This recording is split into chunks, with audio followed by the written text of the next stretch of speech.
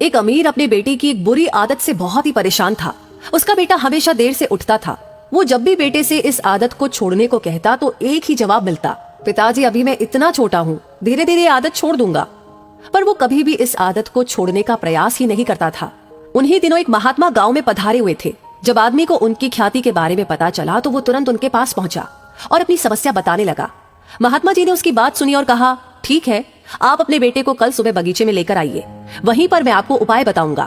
अगले दिन सुबह पिता पुत्र बागीचे में पहुंचे। महात्मा जी बेटे से बोले, आइए हम दोनों बागीचे की सैर करते हैं। और वो धीरे धीरे आगे बढ़ने लगे। चलते चलते ही महात्मा जी अचानक रुके और बेटे से कहा, क्या तुम इस छोटे से पौधे को उखाड़ सकते हो? जी हाँ, क्यों नहीं, इसमें कौन सी बड़ी बात है। और ऐसा कहते हुए बेटे ने आसानी से पौधे को उखाड़ दिया।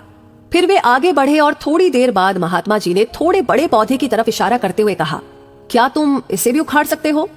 बेटे को तो मानो पौधे उखाड़ने में मजा आ रहा था। वो झट से आगे बढ़ा। इस बार उसे थोड़ी मेहनत लगी, पर काफी प्रयास के बाद उसने इसे भी उखाड़ दिया।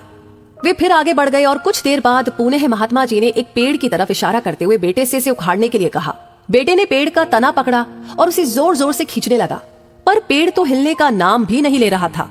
जब बहुत प्रयास करने के बाद भी पेड़ टस से मस नहीं हुआ तो बेटा बोला, अरे महात्मा जी, ये तो बहुत मजबूत है, इसे उखाड़ना असंभव है। महात्मा जी ने उसे प्यार से समझाते हुए कहा, बेटा ठीक ऐसा ही बुरी आदतों के साथ होता है। जब वे नई होती हैं तो उन्हें छोड़ना आसान होता है, पर जैसे जैसे वे पुरानी होती जाती है उन्हें छोड़ना मुश्किल होता जाता है।